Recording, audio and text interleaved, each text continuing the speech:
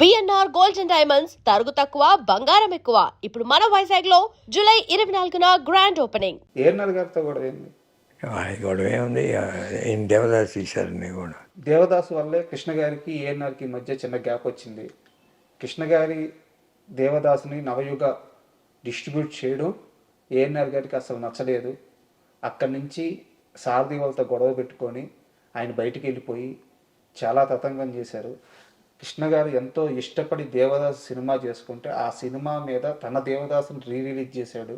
ఇద్దరి మధ్య ఒక 3 ఏళ్ల పాటు చాలా పెద్ద గ్యాప్ నడిచింది అని చెప్పారు. నిజమా? దాని మీద వేయటం కృష్ణ గారికి బాధ అనిపించింది అది. ఎందుకంటే ఇప్పుడు ఆయన నెగిటివ్ రైట్ హోల్డరు మాకు కుటుంబానికి బాగా దగ్గర వ్యక్తే. వాళ్ళు అడుగుతున్నారు నెగిటివ్ రైట్స్ మీరు తీసుకోండి అని కృష్ణ గారిని అడిగితే ఆ సినిమాకు భయపడితే సినిమా తీయటం ఎందుకయ్యా అని అన్నారు ఈయన. ఆయన ఏదో పట్టుబట్టి ఆ సినిమా అప్పుడు రిలీజ్ చేశారని ఫీలింగ్ ఉంది. 3 ఏళ్ల పాటు మాట్లాడుకోలేదంట.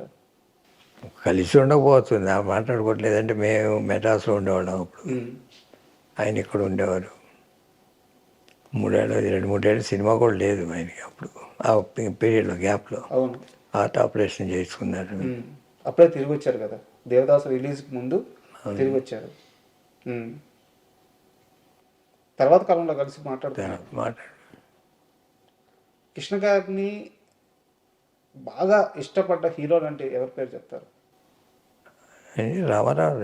ఇప్పుడు ఎన్ని స్పర్ధలు ఉన్నా ఎంత గ్యాప్ ఉన్నా కృష్ణ గారు అంటే ఇష్టం ఆయనకి. ఎందువల్ల ఆ వాత్సల్యం? అది మొట్టమొదటి నుంచి ఇద్దరికి ఒకరికాళ్ళగానే అభిమానం ఉండేది ఇండస్ట్రీకి వచ్చినప్పటి నుంచి. అది ఎక్కడికి వెళ్ళలే. ఈ మధ్యలో భేదాభిప్రాయాలు రావచ్చు కానీ ఎప్పుడు పర్సనల్గా కోపడింది ఏం లేదు. కుటుంబ పరంగా వాళ్ళు కానీ మేము కానీ ఆ రోజుకి ఈ రోజుకి కూడా బాగానే ఉంటామని. మా పిల్లలు కానీ రామారావు అబ్బాయి పిల్లలు కానీ. కానీ సార్ మీరు ఎంత చెప్పినా నా దగ్గర ఇంకో ప్రశ్న కూడా ఉంది. ఒకానొక టైంలో కృష్ణ గారి గురించే ఎక్కువ ఆలోచించి బ్రదర్ మీరు ఇక పైన మా సినిమాలు తీయరు కదా, మాకు మాట ఇవ్వండి అని ఎన్టీఆర్ స్వయంగా అడిగారు. అట్లా నిజమా కాదు? అదే లేదు, ఇంకేమన్నా తీస్తున్నారా మా మీద సినిమాలు అనేవాడు నవ్వుతూ.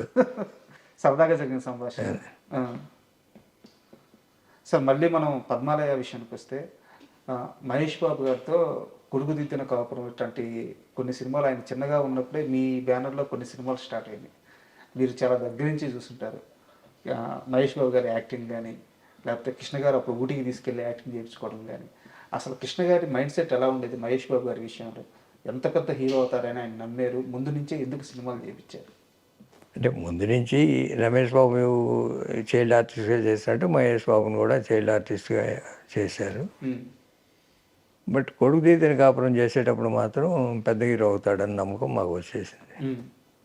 ఆ సినిమాలో 3 కొడుకుల్లో చిన్న వేషం వేసిన కొడుకు తీసిన కాపురంలో ఫుల్ ఫ్లెడ్జ్డ్ క్యారెక్టర్ వేశాను. బాగా చేశాడు ఆ సినిమాలో. అంత పెద్ద ఆర్టిస్టులు కృష్ణ గారు, విజయశాంతి, మోహన్ బాబు వీళ్ళందరి మధ్యలో ఈక్వల్ పెర్ఫార్మెన్స్ ఇవ్వడం చాలా కష్టం అది. అవును.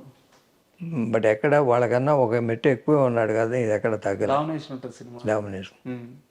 ఆ సినిమాలోనేనా బైక్ స్టంట్ దూకాలంటే రియల్గా దూకేశారంట కృష్ణ గారికి చెప్పకుండా? అవును, వీరుదేవగన్ స్టంట్ మాస్టర్. మామూలుగా ఆయన రోపు టెక్నాలజీ తీసుకొచ్చింది ఫస్ట్ టైం ఆయన సౌత్కి. బాంబేలో చేసేవాళ్ళు. ఇప్పుడు తెలుగు సినిమాలన్నీ వాడుతున్నారు కదా, ఈ టెక్నాలజీ అక్కడి నుంచి. ఆ రోపుతో చేస్తుంటే డూపోద్దు నేనే చేస్తానండి. కృష్ణ గారు లంచ్కి వెళ్ళినప్పుడు ఆయన వచ్చేటప్పుడు చేశాడు. మీకు తెలియదు? నేను నాకు కూడా తెలియదు.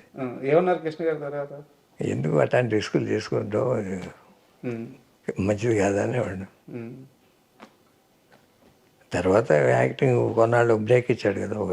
అవును అవును. అంటే బాడీ పెరిగిపోయింది, వాయిస్ మెచ్యూర్ అవ్వలే, ఇంకా చేయటం కరెక్ట్ కాదు అని ఒక డిగ్రీ అయిపోయినాక మళ్ళీ ఉమ్. రీఇంట్రడక్షన్ రాజకుమార్తో చేసాం. నిజానికి యమలీల సినిమా కూడా మహేష్ బాబు గారే చేయాలి అలీ గారి కంటే ముందు. ఆ, కృష్ణ గారు ఒప్పుకోకపోవడం వల్ల ఆ సబ్జెక్ట్ బయటకు వెళ్ళిపోయింది అని చెప్పి అంటారు, నిజమేనా? లేదా అదేం లేదు.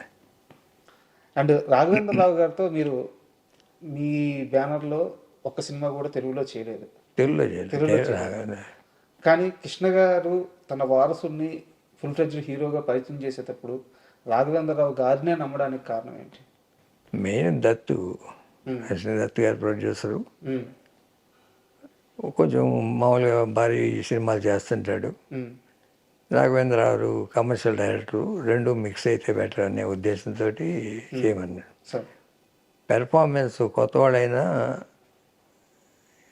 చేయించుకోగలడు అనే దానికి కూడా ప్రాధాన్యత వల్ల. ఎందుకంటే మహేష్ బోర్న్ ఆర్టిస్ట్ లాగా చేసేవాడు. ఉమ్, పెద్ద డైరెక్టర్లు ఎలా చేయని చెప్పక్కర్లా, కమర్షియల్ యాంగిల్ ఉంటే చాలు. ఉమ్, ఆ సినిమా కూడా ఏంటంటే రాజకుమారుడు ఓ సినిమా ట్రైలర్ లాగా, మా హీరో యాక్టింగ్ ఎలా చేయగలడు, లేకపోతే డ్యాన్స్ ఎలా చేయగలడు, లేకపోతే ఫైట్ ఎలా చేయగలడు అంతే కానీ ఉమ్, కథకు పెద్ద ప్రాధాన్యత ఉండదు. మీరు చూస్తే సరే. రాజకుమారుడు సరే.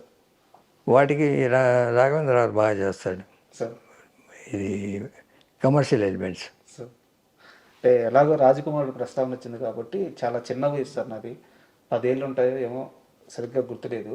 మాది కావల్ సార్, నెల్లూరు జిల్లాలో కావలని ఒక టౌన్, చిన్న టౌను. స్పందన థియేటర్లో రాజకుమారుడు సినిమా రిలీజ్ అయింది. యాక్చువల్గా థియేటర్ వరకు ఎంత పెద్ద హీరో సినిమా రిలీజ్ అయినా ఆ థియేటర్ వరకు కట్అవుట్లు ఉంటాయి. అప్పట్లో క్లాత్ మీద రాసేవాళ్ళు బ్యానర్స్, ఈ ప్రింటింగ్ కాకుండా క్లాత్ మీద రాసేవాళ్ళు. ఒక వీధి సార్, ఒక 1 కిలోమీటర్ వరకు మొత్తం బ్యానర్లు పడిపోయినాయి, కటౌట్లు పడిపోయి ఉన్నాయి. మహేష్ బాబు గారిని చూడడం కొత్త, అంటే గుర్తుపట్టేంత వయసు కాదు నాది. అప్పుడు వెళ్తా మా అన్నగారిని అడిగాను, ఎవరైనా ఏంది ఇప్పటిదాకా ఏ హీరోకి లేదు అంటే, కృష్ణ గారి కొడుకురా, కృష్ణ గారి ఫ్యాన్స్ అంటే ఇలాగే ఉంటారు. ఏ హీరోకి తెలుగులో ఇలాంటి ఒక లాంచింగ్, ఇలాంటి ఒక రిసీవ్నెస్, ఇలాంటి ఒక ఓపెనింగ్ ఏ హీరోకి ఇప్పటిదాకా లేదు, ఇది కృష్ణ గారి ఫ్యాన్స్ అంటే అని చెప్పారు. ఎలా యాక్సెప్ట్ చేశారు కృష్ణ గారి ఫ్యాన్స్ మహేష్ బాబు తొలి సినిమాతో? ఏ రేంజ్లో యాక్సెప్ట్ చేశారు? బాగా చేశారు, బాగా చేశారు. దాంట్లో డౌట్ లేదు మాకు. మహేష్ స్టార్ అవటంలో కానీ, అది కొడుకు తీతన కావడంతోనే అయిపోయాడు. దానికి యాడ్ అవుతుంది ఇవన్నీ. అండ్ మహేష్ బాబు గారి లైఫ్లోకి నమ్రత వచ్చిన తరువాత మహేష్ బాబు గారి సంబంధించిన మిగతా అన్ని టెన్షన్లు, లేకుంటే మిగతా అన్ని బాధ్యతలు పరిపూర్ణంగా ఆమె హ్యాండ్ ఓవర్ చేసుకొని ఒక అందమైన కుటుంబాన్ని నిర్మించి ముందుకు తీసుకెళ్తున్నారు అన్ని విధాల. నమ్రత గారు కోడలుగా వస్తున్నప్పుడు కృష్ణ గారు ఏం ఆలోచించారు, ఎలా రిసీవ్ చేసుకున్నారు? వారి కాపురం ఇంత అద్భుతంగా సాగద్దని ఆయన ముందే నమ్మారా? ఆ సమయంలో ఆయన మైండ్ సెట్ ఎలా ఉంది? ఆయన హ్యాపీగా ఫీల్ అయ్యేవాడు. దానికి ఎదుగుదల ఒకరోజు వచ్చింది కాదు కదా, అంచెలంచెలుగా ఎదిగాడు. తర్వాత కొన్ని పేజీలు వచ్చిన పోకిర్ లాంటి సక్సెస్, దాంతో ముందుకెళ్ళాడు. ఎప్పుడు అతని కెరీర్ గురించి ఎప్పుడు ఏ డౌటు లేదు. కోడలతో ఎలా ఉండేవారు ఆయన? కోడలు మంచిదే కదా, ఆవిడ కూడా ఫిలిం ఇండస్ట్రీ నుంచి వచ్చింది కాబట్టి చూసుకోగలుగుతుంది.